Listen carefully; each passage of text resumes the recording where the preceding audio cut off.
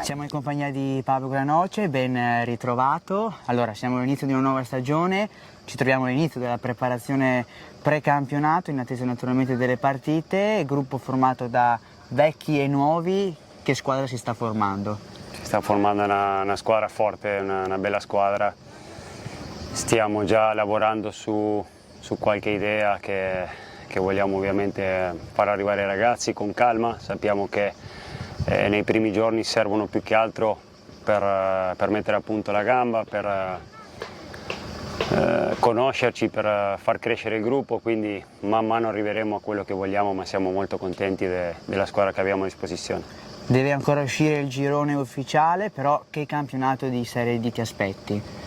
Ma intanto qualsiasi sia il girone sarà duro, perché sia di qua che di là ci sono squadre forti, squadre che vogliono vincere come noi, quindi noi ci prepariamo a un campionato duro a prescindere dal gruppo. Dobbiamo lavorare bene in questo precampionato, ripeto, per amalgamare bene tutto, per dare delle idee giuste soprattutto ai nuovi, per creare quel mix che serve tra chi c'era l'anno scorso, chi è arrivato, tra i giovani, quindi ci serve un pochettino di tempo, ma sono sicuro che arriveremo pronti all'inizio del campionato.